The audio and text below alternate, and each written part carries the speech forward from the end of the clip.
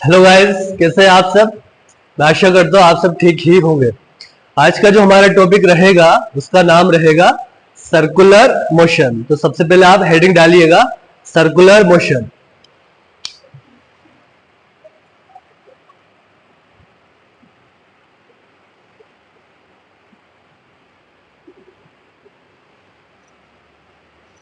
अब देखिएगा circular motion के बारे में सबसे पहले अपन जानते हैं कि सर्कुलर मोशन क्या होता है। ठीक है, जैसे आपने देखा होगा फैन क्या कर रहा है, वो भी सर्कुलर मोशन कर रहा है। अगर मैं बात करूं, हमारा जो सन होता है उसके चारों तरफ जो आपकी अर्थ है बच्चों, वो कैसा मोशन कर रही है, वो भी सर्कुलर पाथ में मूव कर रही है। या फिर हम बोल सकते हैं कि जो मून है वो अर्थ के चारों तरफ रोटेट कर रहा है और रिवॉल्व कर रहा है सेम एक्सिस पर। तो यहाँ पे वो टू टाइप्स के मोशन कर रहा होता है। एक आपका होता है सर्कुलर मोशन, एक होता है आपका रोटेशनल मोशन। ठीक है, तो सर्कुलर मोशन से पढ़ने से पहले आपको पता होना चाहिए कि रोटेशनल मोशन और सर्कुलर मोशन में क्या डिफरेंस होता है। तो बेसिकली मैं आपको बताना चाहता हूं, जो आपका सर्कुलर मोशन होता है वो हमेशा, जैसे मान लेते हैं ये कोई फिक्स यहाँ पे कोई पॉइंट हमारे पास है, ठीक है, और यहाँ पर ये आपका मास एम का पार्टिकल सर्कुलर पाथ में मूव कर रहा है। ठीक है, तो आपका सर्कुलर पाथ हमेशा या सर्कुलर मोशन आप उसको तब बोलोगे प्यारे बच्चों, जब आपका पार्टिकल एक फिक्स पॉइंट के अराउंड क्या कर रहा होगा, सर्कुलर पाथ में मूव कर रहा होगा। ठीक है, तो इस तरह का मोशन क्या होता है, सर्कुलर मोशन होता है। ठीक है या फिर हम बोल सकते हैं ये फिक्स पॉइंट या फिर फिक्स एक्सिस। अगर मैं यहाँ पर इस एक्स वाई प्लेन के जो नॉर्मल होगा वो यहाँ पर एक एक्सिस होगी, तो ये जो एक्सिस है बच्चों, ये यहाँ पर कैसी एक्सिस होगी, ये यहाँ पर फिक्स एक्सिस यहाँ पर होने वाली है। तो इस फिक्स्ड एक्सिस के चारों तरफ ये मास एम का पार्टिकल क्या कर रहा है, सर्कुलर मोशन कर रहा है। तो अगर मैं डेफिनेशन बनाना चाहूं इस सर्कुलर मोशन की, तो क्या बनेगी वो देखिएगा। When A particle moves when a particle moves a plane such that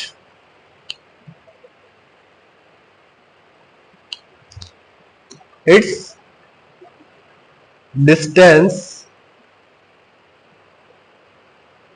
from fixed point and fixed axis remains constant,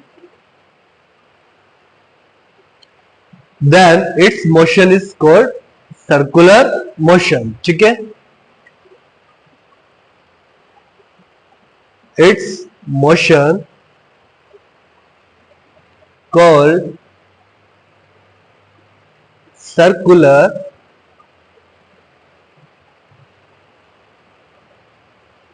motion. ठीक है, तो क्या बोला मैंने कि फिक्स पॉइंट या फिक्स एक्सिस के चारों तरफ अगर कोई एम मास का पार्टिकल सर्कुलर पाथ में मूव कर रहा है, और मैंने बोला है कि इस फिक्स पॉइंट से इस पार्टिकल के बीच की जो डिस्टेंस रहने वाली है एवरी केस में बच्चों, वो क्या रहने वाली है, वो कांस्टेंट रहने वाली है।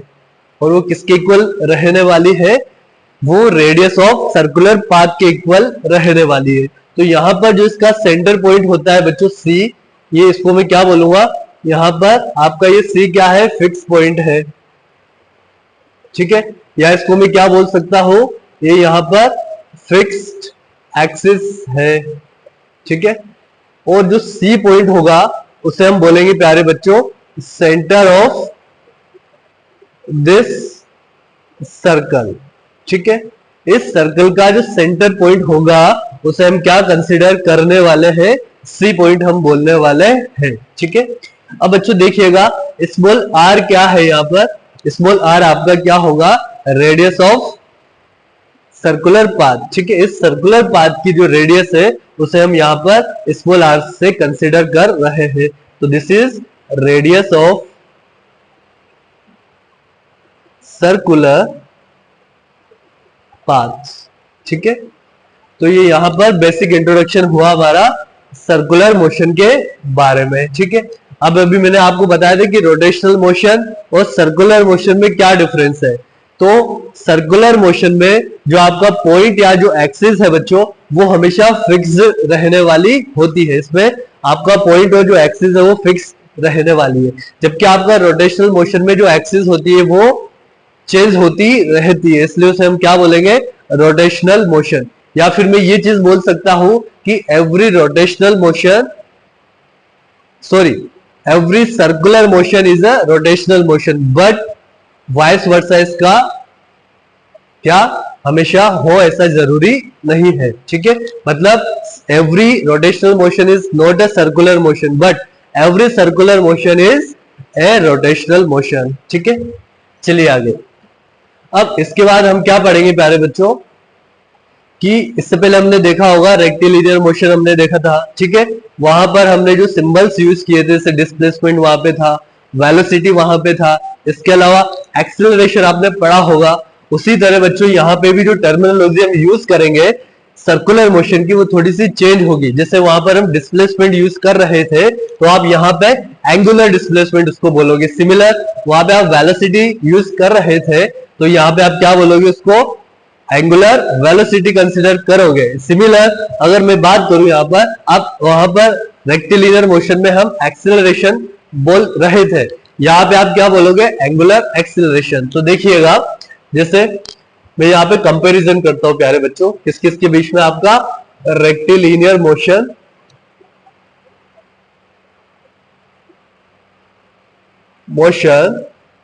और मेरे प्यारे बच्चों किसके बीच में, आपका सर्कुलर मोशन के बीच में। तो ये हो गया आपका सर्कुलर मोशन, ठीक है। तो देखिएगा क्या डिफरेंस होता है, आपको यहां पर आसानी से समझ में आ जाएगा। जैसे देखिएगा, कोई हमारे पास एक ऑब्जेक्ट है बच्चों, ठीक है। ये रेक्टिलिनियर मोशन मतलब स्ट्रेट लाइन में मूव कर रहा है, और मूव करते हुए बच्चों ये यहां पे आ गया, ठीक है, यहां से यहां पे आ गया, और इसने बच्चों एस डिस्टेंस यहां पे कवर किए। तो ये हमारा फर्स्ट मैं बात करूं तो यहाँ पे एस क्या हो गया प्यारे बच्चों, इन अ रेक्टिलिनियर मोशन में इसको आप क्या बोलोगे, यहाँ इसको बोलोगे आप डिस्प्लेसमेंट, ठीक है, इसको आप डिस्प्लेसमेंट बोलोगे। सिमिलर अगर मैं बात करूं सर्कुलर मोशन में, तो सर्कुलर मोशन में देखिएगा क्या होगा, जैसे मान लीजिए ये आपका फिक्स एक्सिस या फिक्स पॉइंट है, इस पॉइंट से आर डिस्टेंस पे कोई पार्टिकल एम रखा हुआ है, और बच्चों को क्या कर रहा है, सर्कुलर मोशन कर रहा है यहाँ पर, ठीक है। मान लेता हूं ये पोजीशन ए है, और बच्चों आफ्टर थीटा एंगल पास करने के बाद ये पोजीशन बी पर आ जाता है। तो बच्चों देखिएगा, ये पॉइंट ए से पॉइंट बी पर थीटा रोटेशन यहाँ पे इसने किया है। तो यहाँ पे जो थीटा होता है, ये जो एंगल है प्यारे बच्चों, इसे आप क्या बोलोगे यहाँ पर, एंगुलर डिस्प्लेसमेंट, इसको यहाँ पर हम बोलने वाले हैं, ठीक है। तो ये एंगुलर डिस्प्लेसमेंट होता है। अब वापस से मैं बात करूं यहाँ पर रेक्टिलिनियर मोशन में, तो हम यूज करते हैं बच्चों टर्मिनोलॉजी वेलोसिटी, ठीक है, वेलोसिटी। और हमें पता है कि velocity v is equal to क्या होता है, the rate of change in displacement. तो ds बाई dt को आप क्या बोलोगे यहाँ पर रेक्टिलिनियर मोशन में, उसको वेलोसिटी बोलोगे। सिमिलर मैं बात करूं यहां पर सर्कुलर मोशन की, तो वही वेलोसिटी यहां पर बच्चों एंगुलर वेलोसिटी कहलाती है, एंगुलर वेलोसिटी। और इस एंगुलर वेलोसिटी को आप ओमेगा से यहां पर डिनोट किया जाता है। अब देखिएगा ओमेगा क्या होगा प्यारे बच्चों, the rate of change in angular displacement, ठीक है। तो ये आपका क्या हो गया, एंगुलर वेलोसिटी यहां पर हो गया। सिमिलर अगर मैं बात करूं प्यारे बच्चों कि वेलोसिटी और एंगुलर वेलोसिटी में क्या रिलेशन होता है, तो देखिएगा यहां से मैं निकालना चाहता हूं, तो देखिएगा क्या आएगा। ये आता है प्यारे बच्चों v is equal to omega R. क्या आता है? v is equal to omega R. ठीक है, ये आप इसको रिमेंबर कीजिएगा। थर्ड आपका जो आता है प्यारे बच्चों, वो आता है एक्सेलरेशन।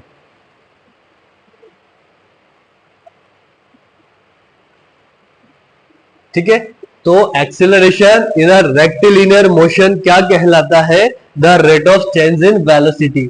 तो ए इज इक्वल टू क्या होता है? Dv by d t. यहां पर इसको हम कंसिडर करते हैं, तो this is the rate of change in velocity. Similar अगर मैं यहां पर सर्कुलर मोशन की बात करूं, तो यहां पर एक्सेलरेशन को एक्सेलरेशन बोला जाता है रेक्टिलिनियर मोशन में, तो सर्कुलर मोशन में इसको बोलेंगे बच्चों एंगुलर एक्सेलरेशन।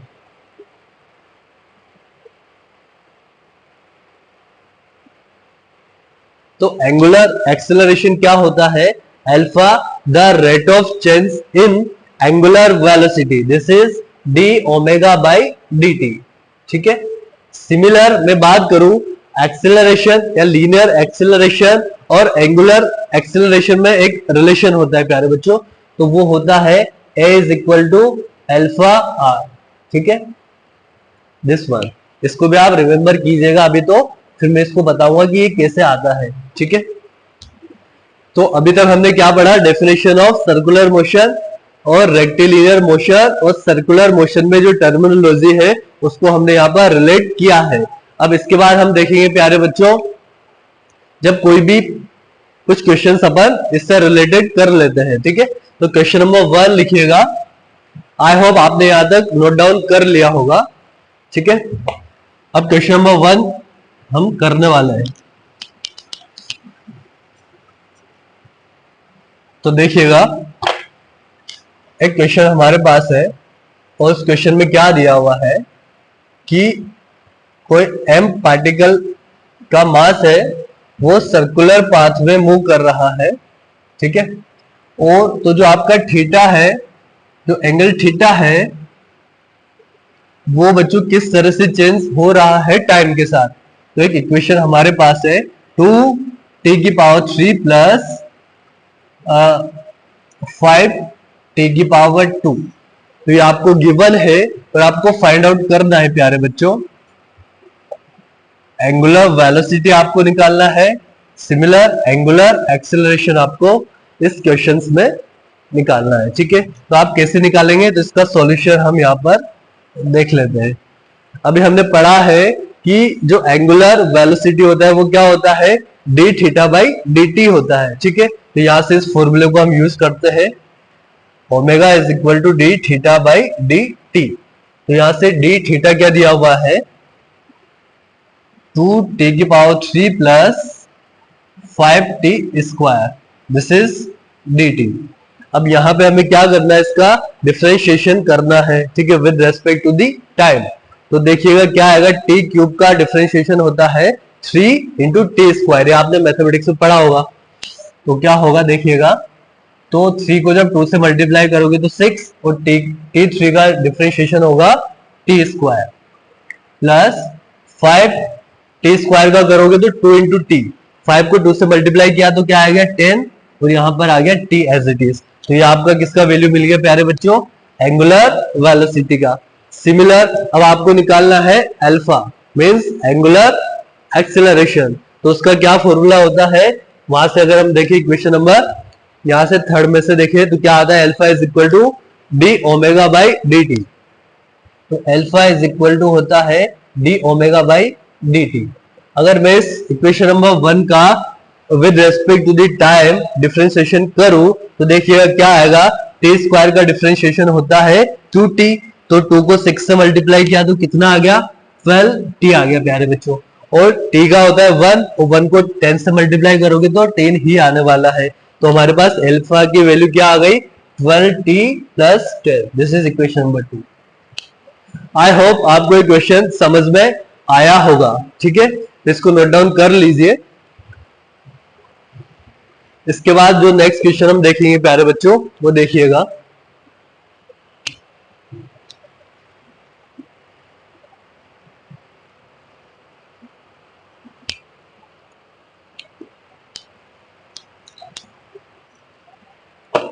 अब देखिएगा नेक्स्ट क्वेश्चन में क्या दिया हुआ है आपको प्यारे बच्चों। अल्फा की वैल्यू यहाँ पर गिवन है। क्वेश्चन में क्या गिवन है आपको? अल्फा गिवन है, ठीक है। तो अल्फा कितना दिया हुआ है? 12t आपको दिया हुआ है। नेक्स्ट क्वेश्चन आपको दिया हुआ है, इसमें क्या कर रहा है? सिमिलर कोई पार्टिकल m इस तरह से सर्कुलर पाथ में मूव कर रहा है, इसका एंगुलर एक्सेलरेशन आपको गिवन है प्यारे बच्चों कितना? 12t square. कितना गिवन है? 12t यहां पर दिया हुआ है, ठीक है।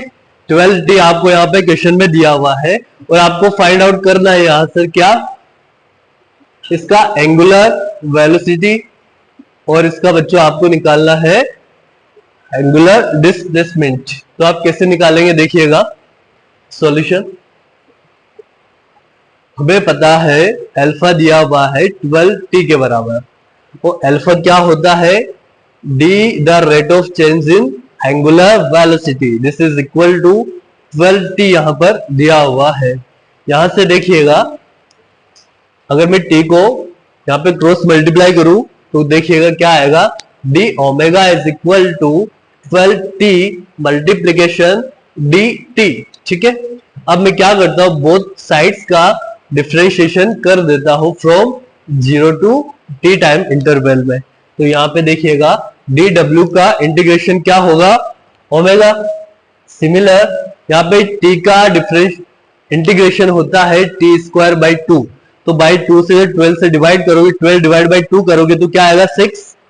और t का क्या हो गया? t square. तो यहां से आपके पास एंगुलर वेलोसिटी क्या आ गई?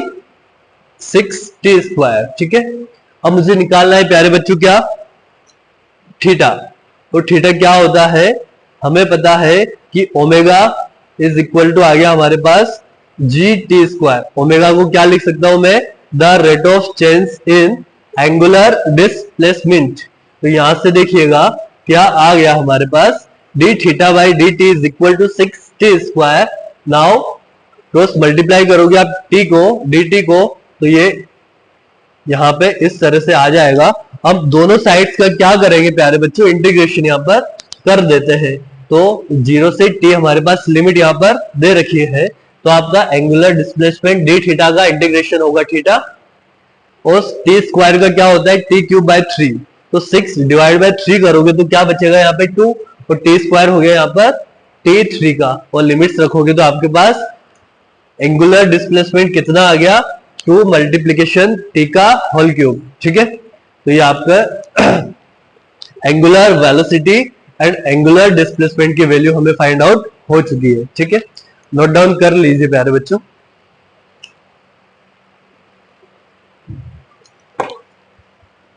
अब इसके आगे क्या देखेंगे अपन? जब जब कोई भी ऑब्जेक्ट प्यारे बच्चों एक्सेलरेशन कर रहा होता है, या फिर हम बोले जब भी कोई भी ऑब्जेक्ट सर्कुलर मोशन कर रहा होता है तो उसका एक्सेलरेशन किस तरह से चेंज होता है, या उसका एक्सेलरेशन बेसिकली होता कैसे है, किस डायरेक्शन में होता है, तो यहां पर हम देखने वाले हैं। तो हेडिंग लिखिएगा एक्सेलरेशन ऑफ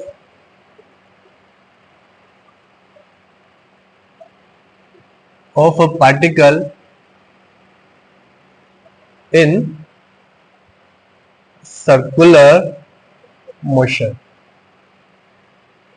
ठीक है। जब कोई आपका पार्टिकल सर्कुलर मोशन में मूव कर रहा है तो उसका एक्सेलरेशन किस तरह से वेरी करता है, या फिर क्या होता है, किस डायरेक्शन में होता है। तो यहाँ पे भी हम बच्चों दो केस यहाँ पे लेने वाले हैं। एक आपका यूनिफॉर्म वेलोसिटी से मूव कर रहा है और दूसरा आपका नॉन यूनिफॉर्म वेलोसिटी से मूव कर रहा है। तो फर्स्ट केस हमारे पास है यूनिफॉर्म सर्कुलर मोशन, ठीक है। और दूसरा केस हम पढ़ेंगे प्यारे बच्चों नॉन सर्कुलर मोशन, ठीक है। तो अब देखिएगा यूनिफॉर्म सर्कुलर मोशन का मतलब है प्यारे बच्चों कि जब कोई पार्टिकल सर्कुलर मोशन कर रहा है तो through out the circular motion उसकी जो वेलोसिटी रहने वाली है या उसकी जो v है, जो स्पीड है प्यारे बच्चों, वो कांस्टेंट रहने वाली है। इसका मीन्स ये होता है, ठीक है। तो इसका मीन्स क्या है कि जो स्पीड है उसका मैग्नीट्यूड सेम रहने वाला है, या फिर वेलोसिटी उसका magnitude through out the motion constant रहने वाला है। This is the mean of this. Similar अगर मैं बात करूं नॉन सर्कुलर मोशन का मतलब क्या होगा, जब इसकी जो स्पीड का मैग्नीट्यूड होगा वो कांस्टेंट नहीं रहने वाला होगा। ये बेसिकली इनमें यूनिफॉर्म सर्कुलर मोशन और नॉन यूनिफॉर्म सर्कुलर मोशन में डिफरेंस होता है बेसिकली, ठीक है। आगे देखिएगा, यहाँ पे ये आपका फिक्स एक्सिस हो गया सी, यहां से r डिस्टेंस पे ये रेडियस ऑफ सर्कल हो गया, और आपका जो पार्टिकल है बच्चों इस तरह से सर्कुलर मोशन कर रहा है, और हमने इसे क्या दी है स्टार्टिंग में, v कांस्टेंट स्पीड से इसको मूव करा दिया है इधर सर्कुलर पाथ में। अब देखिएगा बच्चों, इस v का जो मैग्नीट्यूड है वो क्या है, कांस्टेंट है। तो हमें पता है अगर आपकी स्पीड कांस्टेंट रहने वाली है तो जो एक्सीलरेशन ऑफ दैट बॉडी है वो भी क्या रहेगा, वो भी कांस्टेंट रहेगा, ठीक है। तो इस डायरेक्शन में जो एक्सीलरेशन होगा वो क्या होगा, वो 0 होगा। तो बट यहां पे क्या हो रहा है, स्पीड तो बच्चों कांस्टेंट है, लेकिन ये जो पार्टिकल है वो सर्कुलर मोशन कर रहा है और इसकी वेलोसिटी की डायरेक्शन क्या हो रही है, चेंज हो रही है। तो इसका मतलब यहाँ पर वेलोसिटी तो चेंज हो रहा है, तो अगर वेलोसिटी चेंज हो रहा है तो इसका कुछ ना कुछ यहाँ पर एक्सीलरेशन रहने वाला है। तो वो एक्सीलरेशन की डायरेक्शन क्या होगी, तो प्यारे बच्चों देखिएगा, वेलोसिटी इस स्पीड की डायरेक्शन में एक्सीलरेशन क्या होगा, 0, बिकॉज यहाँ पर जो स्पीड है उसका मैग्नीट्यूड कांस्टेंट है, तो इसलिए यहाँ पर इस डायरेक्शन में कोई एक्सीलरेशन नहीं रहेगा। और बच्चों आपको पता है जब भी कोई पार्टिकल सर्कुलर मोशन कर रहा होता है तो सेंटर की तरफ एक फोर्स लगता है जिसे हम क्या बोलते हैं, सेंट्रीपिटल फोर्स हम कंसिडर करते हैं, और उसका मैग्नीट्यूड क्या होता है, mv² radius of this circular path, this is the centripetal force. और ये किसके बराबर होगा, mass of that particle into acceleration. तो यहां से एक्सीलरेशन क्या आ गया प्यारे बच्चों, तो a इज इक्वल टू आ गया आपके पास v²/r। और बच्चों इस सेंट्रीपिटल फोर्स की डायरेक्शन किधर होती है, टूवर्ड्स दी सेंटर होती है। तो यहां से आपको क्लियर हो जाना चाहिए कि जो इस कंडीशन में यूनिफॉर्म सर्कुलर मोशन के केस में क्या हो रहा है, जो एक्सीलरेशन की वैल्यू है वो टूवर्ड्स दी सेंटर यहाँ पर है, ठीक है। तो ये कॉन्सेप्ट आपको समझ में आ गया होगा। तो यहाँ पर एक्सीलरेशन की वैल्यू कितनी आ गई, v²/r आ गई, और वो किस डायरेक्शन में है, टुवर्ड्स द सेंटर। इसको हम बोलेंगे यहाँ पर सेंट्रीपिटल एक्सीलरेशन। ऐसी को क्या बोलोगे आप, इसको हम बोलेंगे यहाँ पर सेंट्रीपिटल एक्सीलरेशन, ठीक है। तो ये हो गया आपका यूनिफॉर्म सर्कुलर मोशन, ठीक है। अब नेक्स्ट हम देखेंगे प्यारे बच्चों नॉन सर्कुलर मोशन। अब देखिएगा इसमें क्या हो रहा है, ये आपका m मास का पार्टिकल, ये बच्चों फिक्स एक्सिस, ये हो गया पॉइंट C। अब क्या हो रही है, इसकी स्पीड का मैग्नीट्यूड चेंज कर रहा है और ये इस तरह से प्यारे बच्चों सर्कुलर मोशन कर रहा है, ठीक है। ये इस तरह से सर्कुलर मोशन कर रहा है,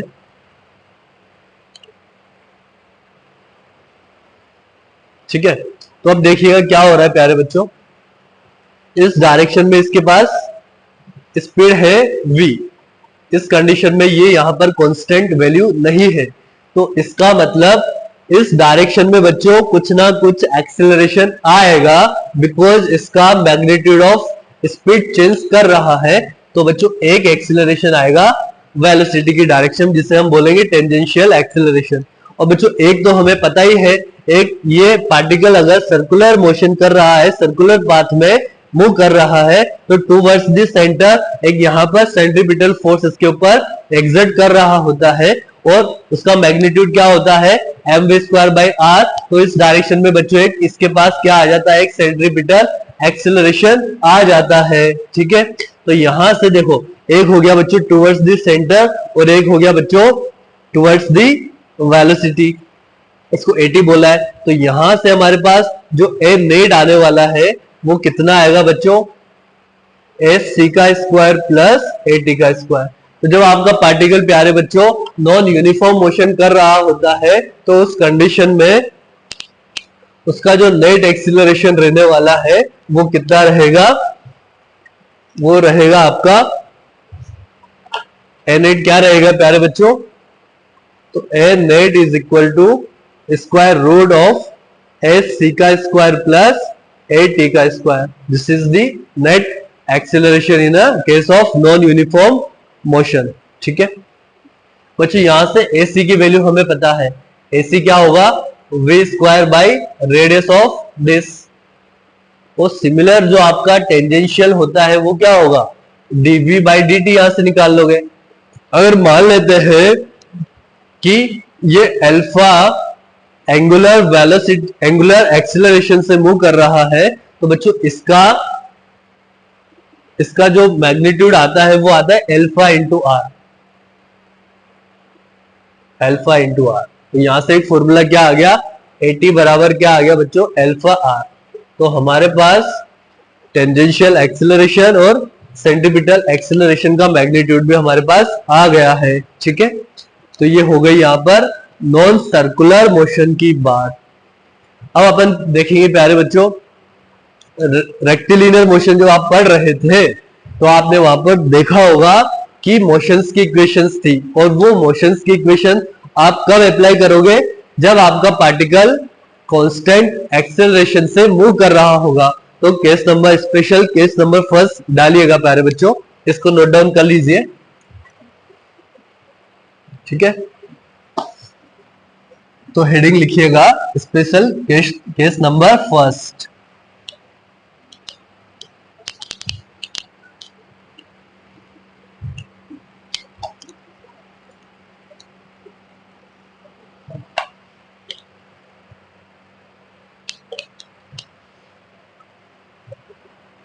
स्पेशल केस नंबर फर्स्ट। ठीक है, यहां पे अब स्टडी करेंगे वापस से आपका रेक्टिलिनियर मोशन,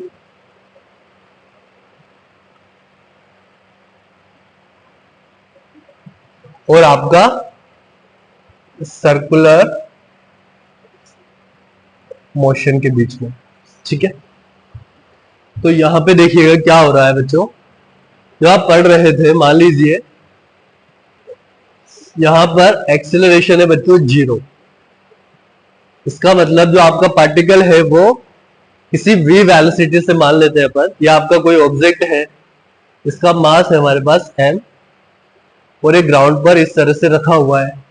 इसकी इनिशियल वेलोसिटी बच्चों v है, और यहाँ पर एक्सेलरेशन क्या है, 0 है, और ये v वेलोसिटी से मूव करते हुए बच्चों इसने s डिस्टेंस कवर कर ली है, और t इज इक्वल टू 0 पे था यहाँ पर, और t is equal to t पर यहाँ पे आ गया है। तो यहां से आप सिंपल कैसे निकालोगे, हमें पता है स्पीड इज इक्वल टू होता है डिस्टेंस अपॉन टाइम। तो इस फॉर्मूले की मदद से जब आपका एक्सेलरेशन क्या रहेगा, 0 रहेगा।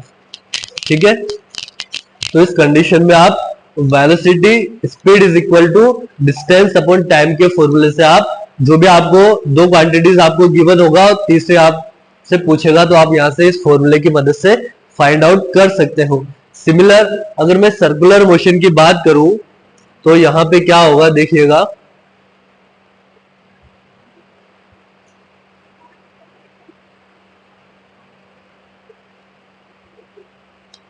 यहां पे ये आपका सी पॉइंट है, या आपका कोई मास है बच्चों, और ये सर्कुलर पाथ में मूव कर रहा है। तो देखिएगा ये इस पॉइंट ए से पॉइंट बी पर आ गया बच्चों, और कितना एंगल से कवर किया, थीटा एंगल।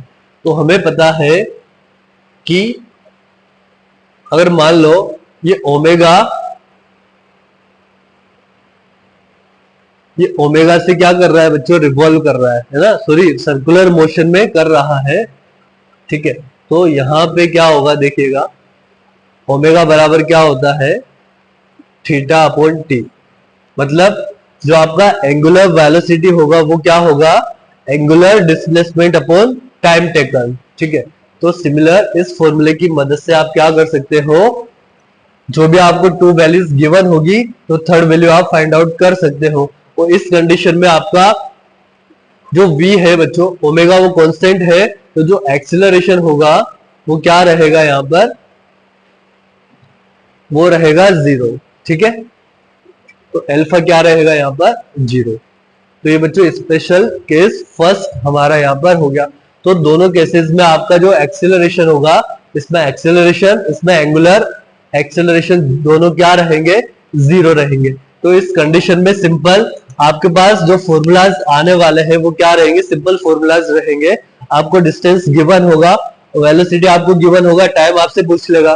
ठीक है, सिमिलर आपको एंगुलर डिस्प्लेसमेंट थीटा दे रखा होगा और आपको एंगुलर वेलोसिटी दिया होगा, टाइम आपसे पूछ लेगा। तो इस कंडीशन में आप इस फॉर्मूले की मदद से जो भी क्वेश्चंस आपसे पुटअप किया जाएगा उसको आप सोल्व कर लोगे। ये स्पेशल केस फर्स्ट यहाँ पर हो गया है। अब स्पेशल केस 2 की हम बात कर लेते हैं प्यारे बच्चों। तो स्पेशल केस सेकेंड, इसमें वापस से हम क्या करेंगे बच्चों, रिलेटिव स्टडी करेंगे आपका रेक्टिलिनियर मोशन और सर्कुलर मोशन की। तो देखिएगा रेक्टिलिनियर मोशन और आपका रहेगा सर्कुलर मोशन। अब इस केस में हम क्या लेंगे प्यारे बच्चों, जो आपका एक्सेलरेशन ऑफ पार्टिकल है वो क्या रहेगा, कांस्टेंट रहेगा।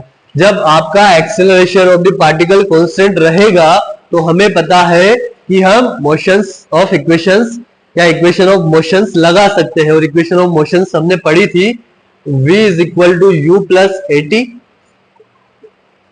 और s is equal to u t plus half a t square. और similar v square is equal to u square plus 2as।